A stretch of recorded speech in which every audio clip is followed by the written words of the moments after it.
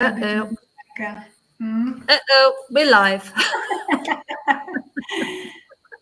Welcome everybody to the Take a Stand live event. This is an extraordinary event where I am talking to 35 incredible women who are all sharing their stories of triumph over trauma. Now, these are deeply personal experiences. So if you find yourself feeling a little bit emotionally uncomfortable, please do make sure that you reach out to a friend, get some support. If you don't have a network that you can connect with, pop off to your doctors, have a conversation with them. Or if you're spiraling out of control, please head down to your local, we call them A&E in the UK, but that is where you would just go and get emergency health treatment. Make sure you have a conversation, make sure you're looking after and taking responsibility for your own emotional and mental well-being. As I'm talking to Ag today, and if you hear things in the conversation that you want to learn more about, you'd like more information about, what I'll do is I'll pop the information below the video so you can reach out to Ag and have a conversation with her at a later date. Okay, one more thing I need to do is welcome everybody from YouTube. Thank you for coming back and watching this event. If you haven't subscribed to the channel, please do consider subscribing. This channel is all about living life trauma-free. Remember to click that little notification bell, give us a thumbs up. And if you have a question for either one of us, just please, as I said, pop it down in the chat box below. That would be awesome. And we will do our best to come back to you. Okay, so that's my just little welcome, everybody. And Ag, it's really great to have you here. And I just want to say, you just look so cozy. I just really love, I just want to, feels really like snuggly. Thank you. It's 19 degrees in my garden office. Yay. So I need to be like cozy. Well, welcome. It's great to have you here. Thank you. Thank you. So can you share with us, well, I know you can, otherwise you wouldn't be here, a story of triumph over trauma, your unique personal perspective, without going into obviously too much detail?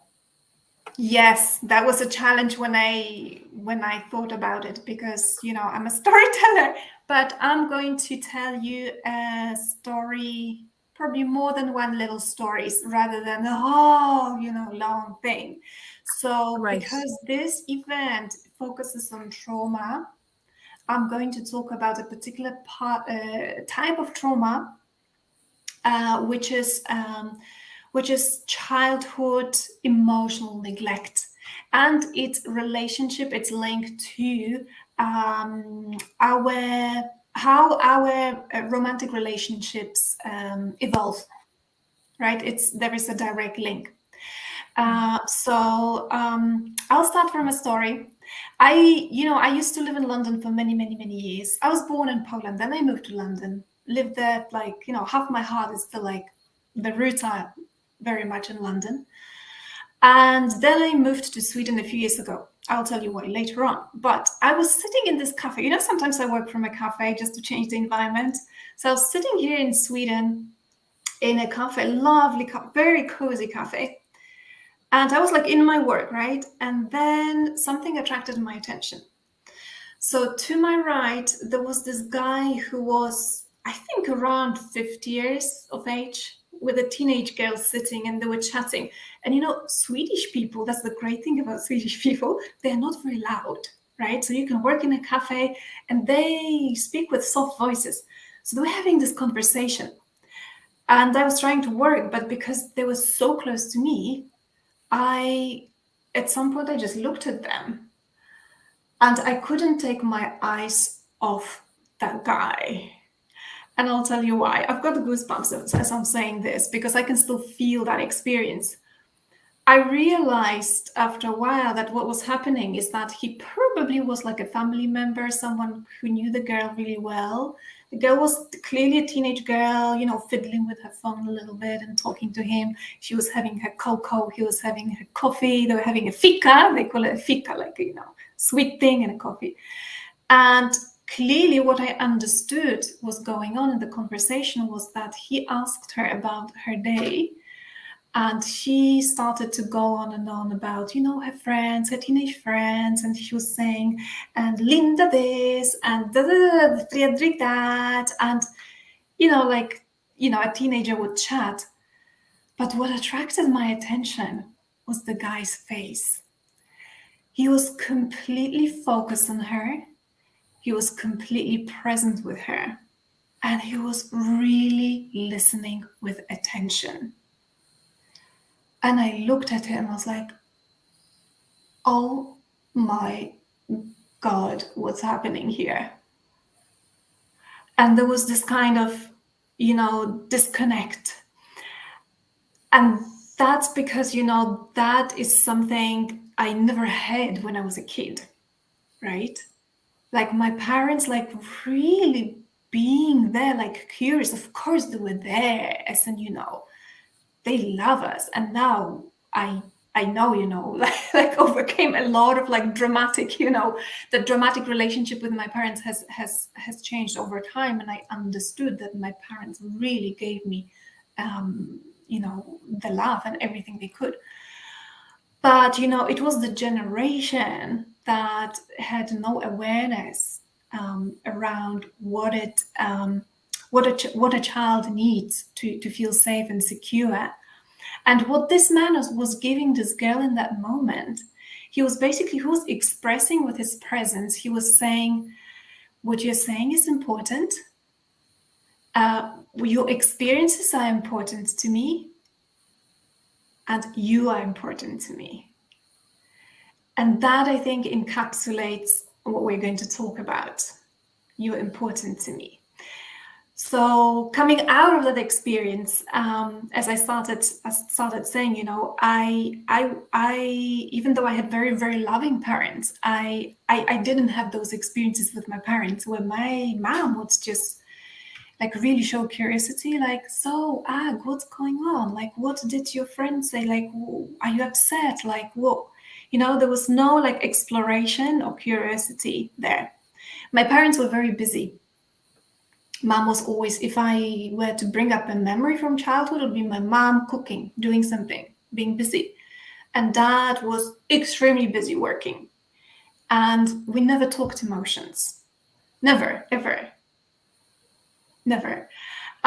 So I brought up with this kind of energetically, because, it's the energy, right? That we, like, our emotions are basically in the body.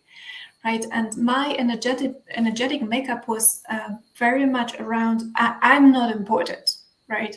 I don't matter. Like, I'm not asked about, like, how I am and etc., etc. So I took that, and I took that very much into my adult experiences with men. And this is how the whole long cycle of me meeting a whole string of what women, the number one topic women mostly complain about is, I cannot meet an available man. I keep meeting unavailable men, right? And that's what kept happening to me over and over and over and over and over, right?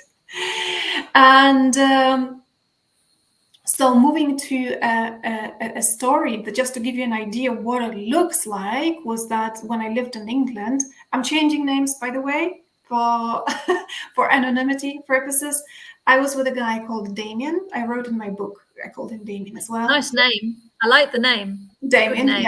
Yes. Nice, strong name. The name is nice. The name is nice. And, and here's the thing. And here's how unavailable relationships with, when women feel very attracted to unavailable men, the relationship will usually look like what I'm going to say right now.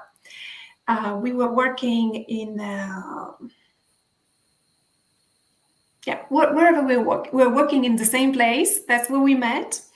And it started from like sparks and fireworks, and there was this kind of dramatic tension there, and there was like exchange of secret letters and meetings. That's how it started. So I didn't get to know the guy.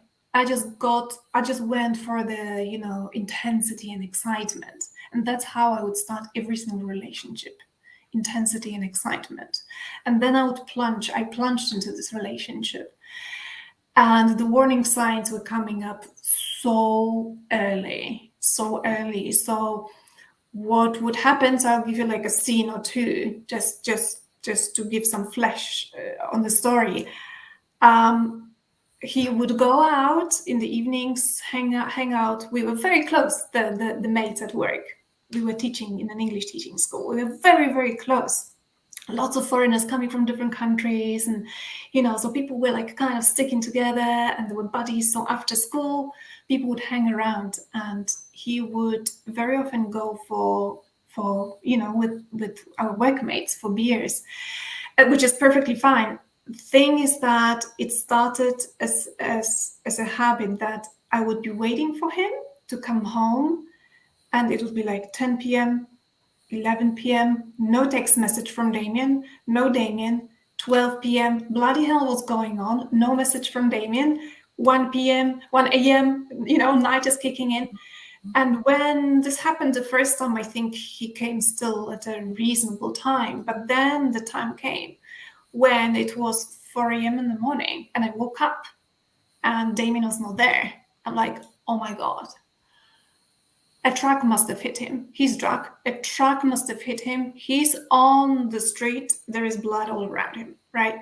So I panicked. I started to ring all our friends at 4 a.m. in the morning.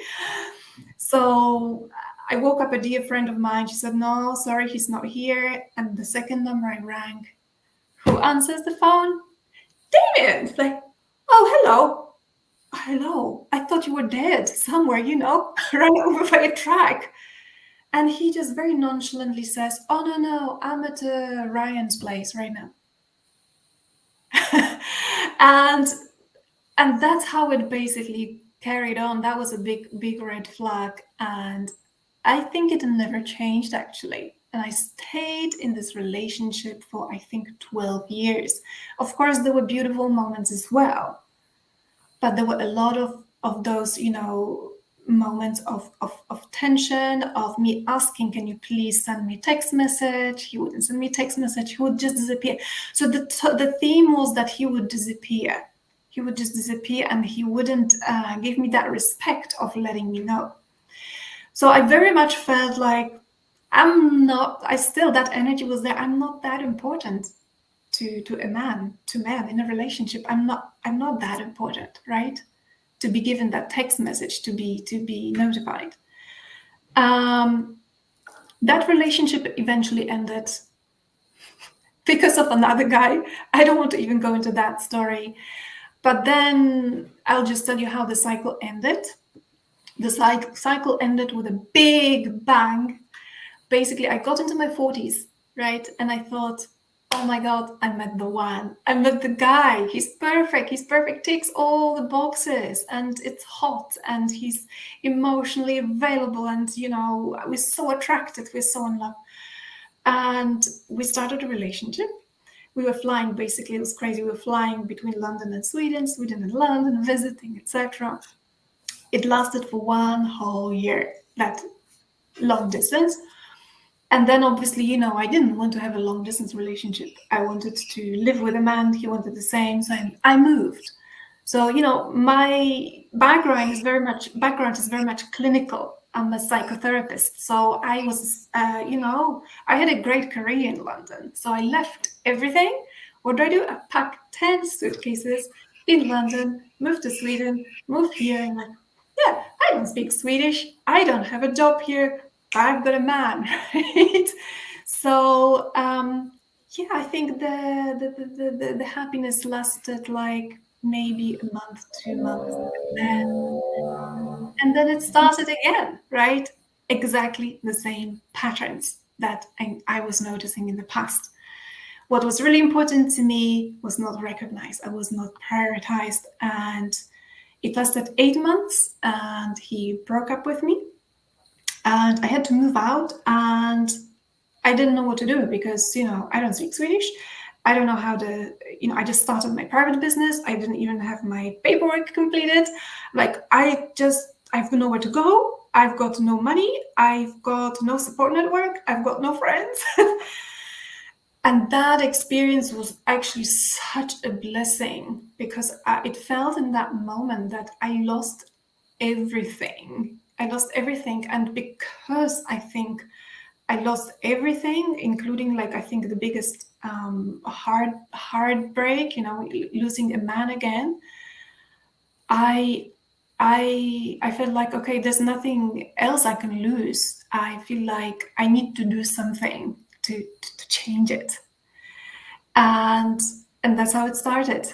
I actually signed up on professional training done by a fantastic psychotherapist and relationship expert herself. And I decided, okay, because I knew I wanted to be a relationship coach as well, I signed up to be trained as a relationship expert, dating and relationship expert, but also it was doing it for myself. So I was here in Sweden, like, it was really intense. Like, I would sometimes fall asleep, on our calls, 11 p.m., hit the pillows. But I was going through it. And I think I've never been more intent on, like, having the exact love that I want, and really believing I can have it without having any evidence whatsoever. Just working really deeply on myself. And it happened. And it happened. I still met 2 unavailable guys before I met the guy. How we met is ridiculous, because we met on Tinder, and everybody's like complaining about Tinder and dating apps, but Very popular. very popular. But a lot of women say, oh, I can't meet anybody, and men are not quality men, and da, da, da, da. And these are the real experiences people have, right? And I had those experiences as well. But then, when you work from inside on your own energy and how to ride those waves on dating apps, on dating sites, and I had to ride those waves as well. Then when I actually signed up on Tinder, it took 6 weeks, and we met on Tinder. That's quite fast. That's super fast. It happens super fast. Once you have done all those right changes from within, it happens very fast. But there is no surprise to me right now that I had really, really crappy experiences on those dating apps before, because, in a way, we need them, and we attract them as well, right? And we need them because we need to learn certain things. So anyway, I met the guy, and just to tell you the difference. So I'll finish my story on that story, because I think it's going to be important to a lot of women. In the past, I had this very painful experience of, my desire was, I want to be in a long-term relationship with a man, live with him, and have a baby with him. And that baby thing, it was just so, like, some women want to get married. To me, marriage wasn't that important back then. To me, it was that baby. And having a man who would say, yes, I want a baby with you, right? And the guy I met, the Swedish guy I met, I just told you about, it totally broke my heart when, we got involved, we got into the relationship, and then I said, I really want a baby. And he looked at me and he said, I would never, ever have another child. And I wrote a post about it, I remember, because it was such a moment where, like, literally as if he put a knife in my heart, right? And it was twice as painful, because I had the very same experience with another guy. I got involved, I wanted a baby, I said I wanted a baby, and he was like, I would never have a baby with you, right? So what I did differently was, because I really worked on myself, I told Jay, my current man, I told him very early on, like, do you know what? I'm looking for a man who wants, like, a really proper solid relationship and is open to having a baby. And I remember I was scared shitless to say that, but I did say it, because, I closed the gap between thinking, I cannot have it, no man is going to give it to me, and thinking, yes, I deserve it. I want it. My desires are sacred. I'm going to say it. And he said yes. He said yes, despite the fact that he already had 3 children. Unfortunately, his children are quite, grown up, like almost all of them. But it was a little bit surprising because, a lot of women say to me, oh, there are a lot of men who are around my age group, 30, 40, 50, but they already have children from previous relationships and there's no way they want to have any more children, right? So I always give them my own example, like there's, there is, if this is your desire, if you really want a baby with a man and you claim that desire, there is someone out there for you. There is a man for you who's absolutely open to having a baby. So yeah, so that's how it started. It started from, like saying really what I want very early on, being super clear about my desire. And I have done this relationship completely differently from all my other relationships. And I have never felt, I've got what I've never had and what I've always wanted, meaning I feel very emotionally safe and secure. So there are no like silences. There are no periods where he disappears and I don't know where he is. And the romance is alive. So it's not like, the first few months and he's holding your hand and he's taking you out on dates, and then it's like, it's somewhere there, but it's not coming back. The romance is still very much on. So we would, for example, right now we were into Miss Marple, so we would watch Miss Marple and he would hold my hand, right? Or I'm washing up the dishes and he comes and just hugs me, approaches me from behind. And this is something I never had like on a kind of consistent, permanent basis with a man. So this is something what I always wanted and what I think most women that come to me want, like that, not just the sparks and fireworks at the beginning, but they want both romance and they want that emotional safety and security in a relationship that they want, whether it's marriage, maybe a relationship with a man, living with a man and having a baby with him. So that's my story, or a few stories really. The women that you work with, is there a common theme that you see popping up in terms of the trauma that they've experienced and the impact that's having on the types of relationships it is that they want to develop?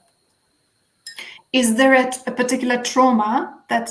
Yeah, so is there a theme that you see with the women that you work with that you think, there's just something that's unique to the group of women that you work with? You just think there is. They've all got that ingredient. Yeah, totally, there is. And you can see what theme someone is experiencing by the experiences they're having. So all the women, I think 99% probably of women who come to me, they say, I cannot meet a man who is available or emotionally available. So the theme is that they would, A, get attracted to these guys, and B, attract these guys who actually are not available. So it could be that he's in a relationship with someone else and says he's going to leave that relationship or he's divorcing, but it's actually never happening. Well, this is maybe extreme, but it's not even that category. It's just one of the categories. Mm. A very frequent category is that, okay, he might be single and he seems super emotionally available. He seems perfect and he is for a while. But if you wait 2, 3, 4 weeks, the cycle is starting. The cycle of, I call it Jack in the box, right? So he's there, he's around. He gives you the impression that, of closeness, and you get kind of attached to him. And then something happens, and it's like it snaps, and he would disappear and distance himself.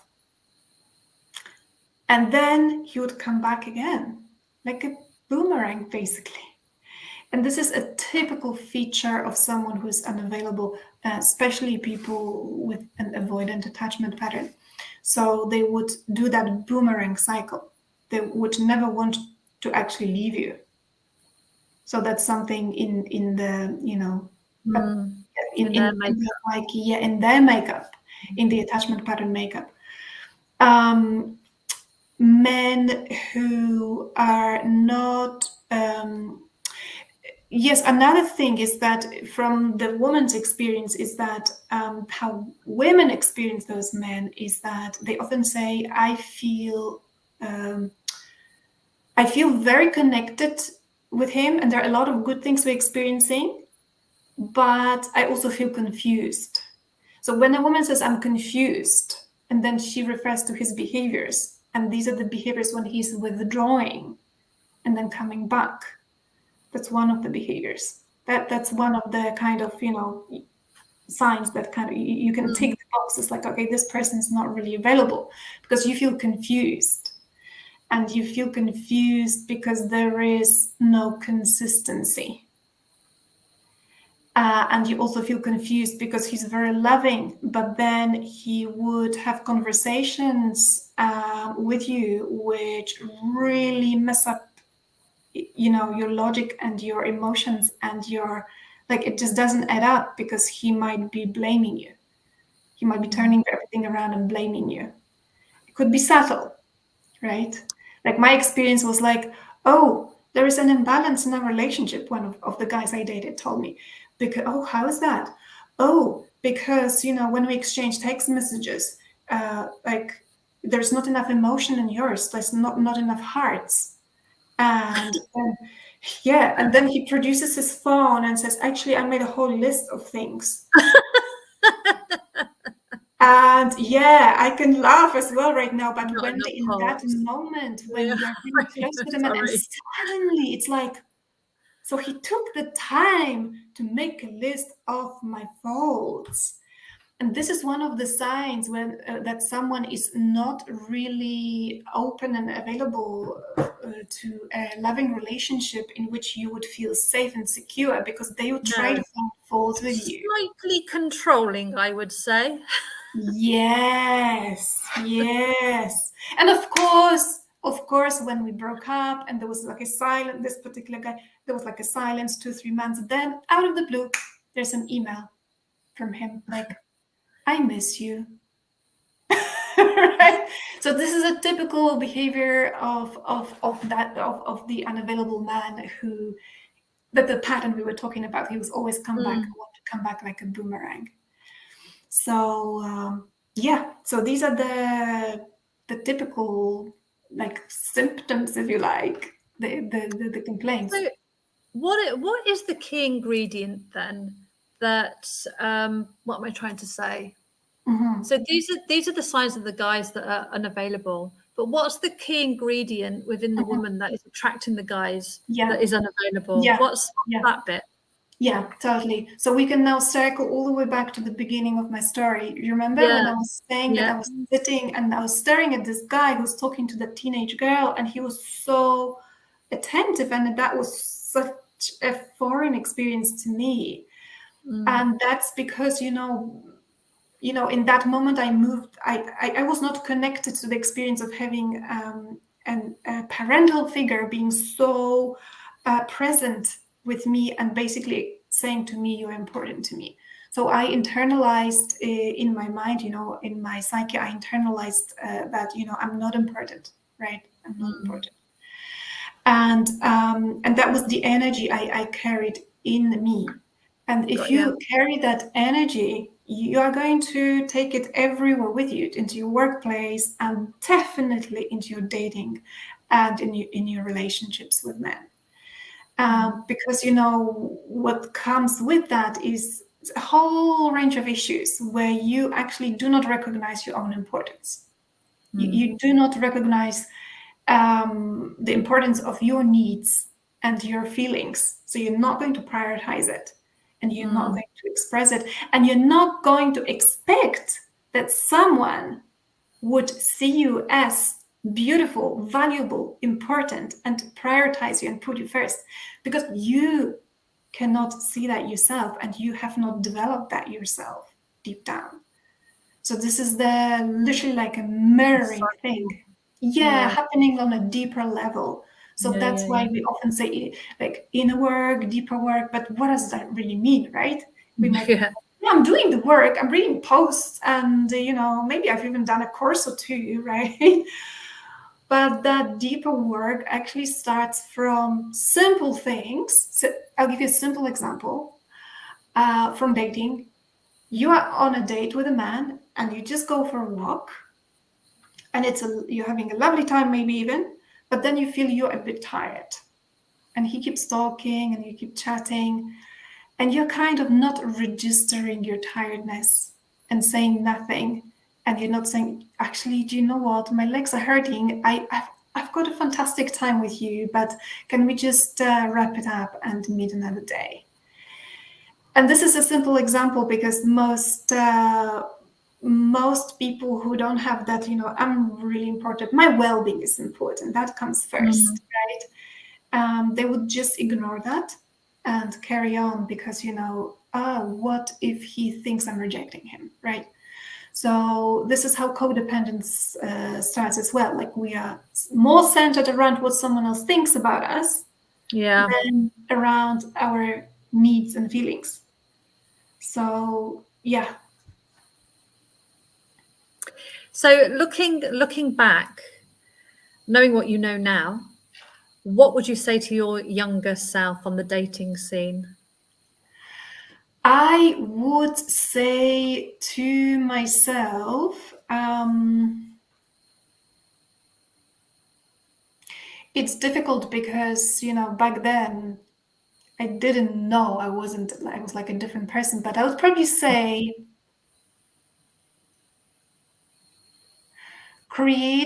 take your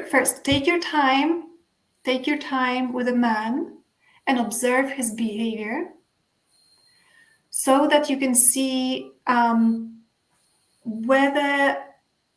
his behavior like overlaps with his words. That's one. And two, how the way he is around you and you are with him, how does it feel? How does this make me feel? And two, is it actually meeting my needs? Right? On a consistent basis. On a consistent basis. That would be the key thing. Consistent. Not 1 week, lovey-dovey, second week, drama, and he disappears. On a consistent basis. So I would say one of the most important things to me is to feel emotionally secure. And I feel emotionally secure with a man when I have this consistency, when he's not flip-flopping, right? Yeah. He's consistent, he's there. And when stuff happens, he's there, right? When things happen, he's there, and he's got my back. Yeah. So yeah, these two things, definitely. That's great advice. Really great advice. Because of course, I'm lucky. I've been with my partner 22 years, but before that, it was a disaster. Wow. It was a disaster. Every relationship was a disaster.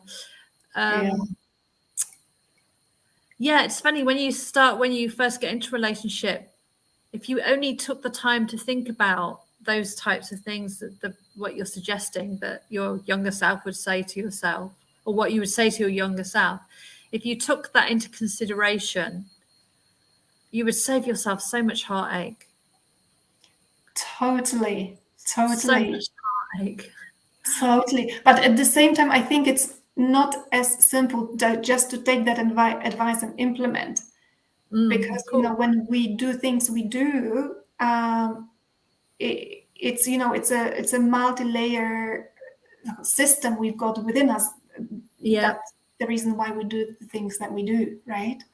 So Yeah. usually, people who don't do that deeper work, they might do some maybe superficial work, read some posts, or watch some YouTube clips somewhere. But this is not enough, because you need to work on closing that gap. Yeah. In thinking it's impossible for me to, for example, to get married and have a baby with a man. It's impossible for me to, yes, it's possible and I can have it. Why wouldn't I have it? And closing that gap is not just watching a few YouTube clips, right? No. Closing the No, gap takes a few, a few elements that we need to really well, it's practice. personal. Yeah, it's personal, and you need to be guided anyway. I think personally, you need to be guided. You need to have someone saying, "Hang on a minute, what's the reality?" To help close the gap. I think it's really difficult to close a gap by yourself because you don't know what you don't know, and you haven't got the I'm trying to find the word, not acumen. You haven't got access to all the tools, all the education, all the knowledge, all the shortcuts. Yeah, I think so. Those bits. Yeah, I think so. I couldn't do it by myself, I must say, even though, funny thing is because I was a psychotherapist when I started my own training, right? And I worked with people, and I even worked with women who would come to me and say, I'm on the verge, on the brink of a divorce, and I'm anxious and depressed, and we would turn it around. So I could help other people, right? And I was doing it over and over, but I couldn't help myself because it was too difficult to see myself what I was doing and how I was like repeating the same thing over and over. Yeah. Thank you so much for sharing your story. Pleasure. It's really interesting to see the pattern, the continuation of what it is that you experience from your family, and then recognizing that you were actually missing that, but also taking us on that journey of how it repeated itself until you actually were able to recognize what was going on. But as soon as you recognized what was going on, you spent some time looking at it, figuring it out, and you figured it out. So it just shows, doesn't it? If you put the work in, if you work from the inside out, you put yourself first, that anything is possible, but you have to do the work. No one else can do it. YouTube videos, unfortunately, can't do it for you, and neither can Facebook posts. It's inside out job, working on yourself, on your thoughts, on your emotions, with someone else to help you see those patterns that you just can't see. You can't see for yourself. That's the reality. Yeah. And it will be very easy to say, oh, it's today's dating scene, or oh, it's because men my age. But it's not. That's the great thing, actually, right? Yeah, that we actually do. We are so powerful that we can like release that power to create exactly the relationship that we want. Yeah. You can have a baby in your 40s, you can get married in your 50s. There's literally no limitation. Yeah, only the limits we put on ourselves, or limits we allow others to put on us. Totally. Yeah, absolutely. Well, it's been a pleasure speaking to you. It's the first time we've met. It's a really nice conversation. Thank you. I really appreciate it. Yeah, it's been wonderful. Thank you, Wendy, so much. Thank you for having me. You're welcome. Take care. Thank you. Bye-bye. Oops. Bye. Bye.